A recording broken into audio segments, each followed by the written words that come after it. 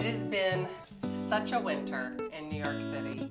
It's still gray, it's still gloomy, but I saw these tulips and the tulips feel spring. But today I'm gonna make a recipe that I've been making for years. When I was 12 years old, I had my first dinner party. So speaking of snowy weather, it was actually a snowstorm. Back then we used to get like huge blizzards, and we had this just wild blizzard, and I told my mom that I wanted to invite my grandparents for a dinner party. So my mom and I put on our snow clothes and we walked to the Fast Check grocery store, and I got all the ingredients to make a beef stroganoff. And I had my mom get out the video camera and film me making my beef stroganoff like I had my own cooking show. So I guess you could say that I've been doing this for a really long time, and I must have known then what I was meant to do in the future.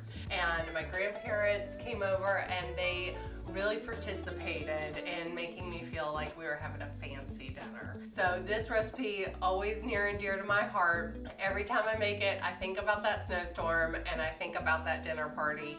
So let's get cooking. Beef stroganoff is typically made with a sliced sirloin that you can just cook, and it's, you know, like one of those things you make it and you eat it.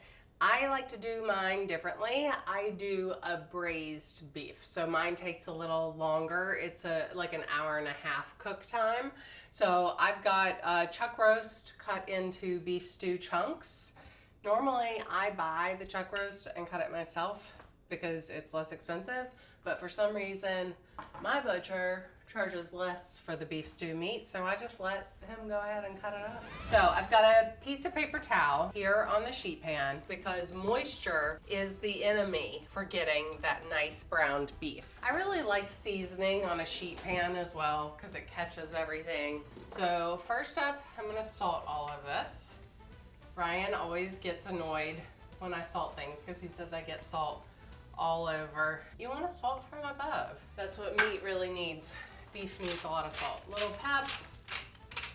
I'm gonna put a little flour on here. It doesn't need a lot, just a little dusting. Give these a little toss to coat in the flour. I love any kind of braised meat. Like when I was a kid and I got to choose my birthday meal, I always chose a pot roast.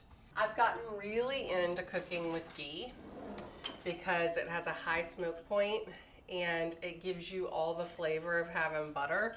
The ghee is basically just clarified butter, so the milk solids are removed so that it has a higher smoke point. That way, it's like something, I really should keep it on the counter so that it's softer. All right, there we go. I like to brown beef more like on medium. Like your instinct is to turn it up and make it really high. If you do it lower, you get a nice even brown and you get really delicious browned bits on the bottom. And our goal here is to not overcrowd the pan because moisture is the enemy of the browned beef. 2 or 3 minutes, give it a flip. If it feels like it's kind of sticking and having a hard time flipping it, that means it's not ready. When it's ready, it'll release and you'll be able to flip it no problem. Nice and coated. All right, I think we can flip. Oh yeah, that's looking good. All right, I'm gonna take these out and get our next batch going. Big old hunk of beefy love, just like you, babe. And let's get the rest in there. Hopefully I only need to do one more batch. If there's like a lot of fat on a piece, I always put that fat skillet side down.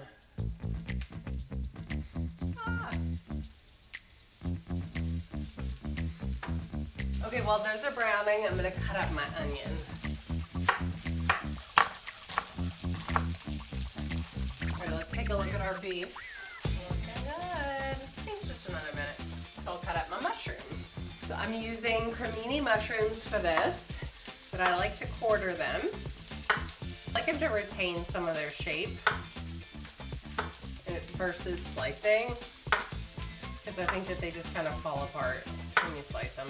Let's check that beef. It smells like it's done. Gorgeous. Okay, I'm gonna pull these out.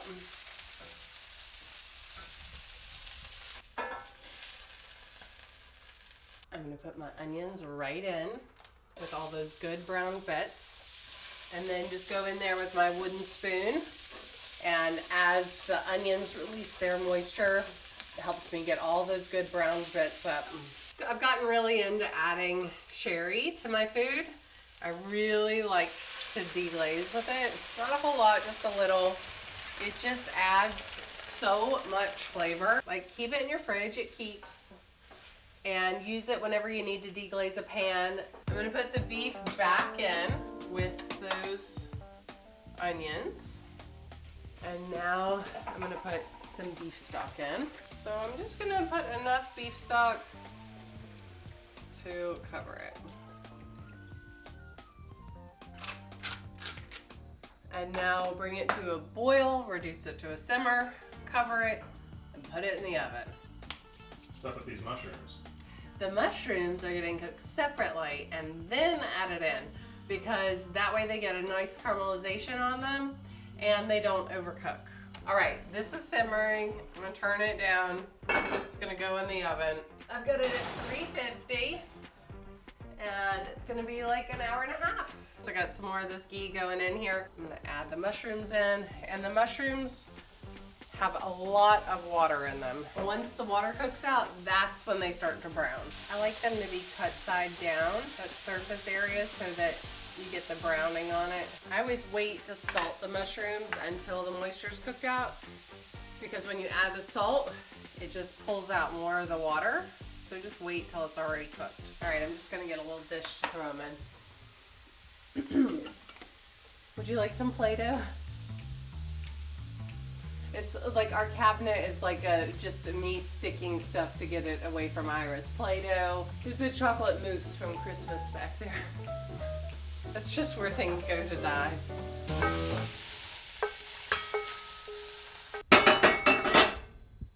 Now we can just chill until it's time to put them in there. Steve, what's for dinner? All right, it's been about an hour and a half. The beef has been cooking at 350. I'm gonna take it out. Let's check it out. Get in here, Ryan. Oh yeah. Oh, look how gorgeous that is. Wow. All right, let's add our mushrooms. All right, I'm just gonna give it a little stir. This is also a good time to taste it for seasoning, because you can add more salt if you need to.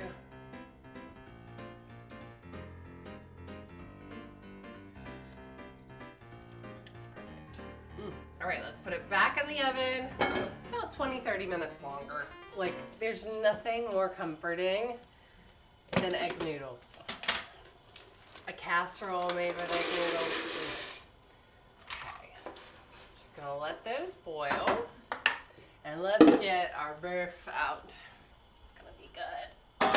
All right, let's get in here. See how we're looking. Oh, gorgeality. Gorgeous. Look at that. All right, I'm gonna add into this some sour cream. There we go. So I'm gonna put about a half a cup of sour cream in this.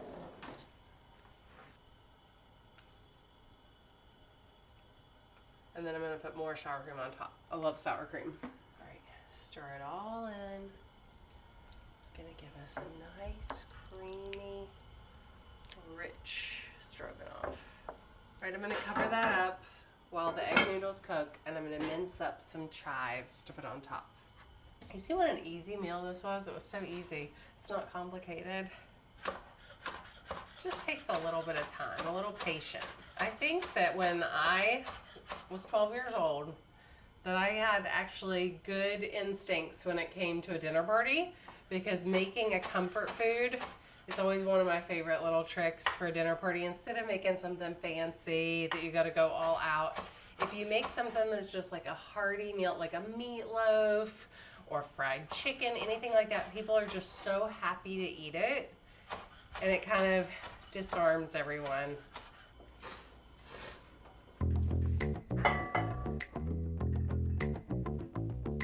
And now I've got my beautiful braiser gonna come over.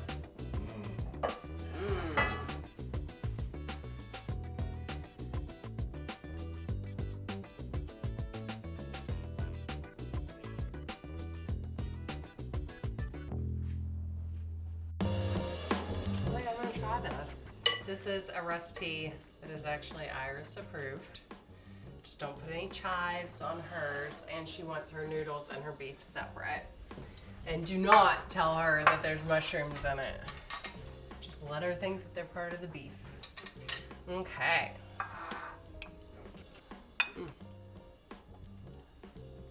I just love beef stew meat. The mixture of the onion, the mushroom giving you a little umami in there, and then all of that beef, the sour cream gives it like this little bit of a tang to it, and those egg noodles are just pure comfort. You're welcome, darling. Come have some stroganoff. Here you go, John boy, have some. It looks great, right? I told you so. You love me, don't you? If you like this, please be sure to subscribe and leave a comment below. And if you don't like it, keep it moving.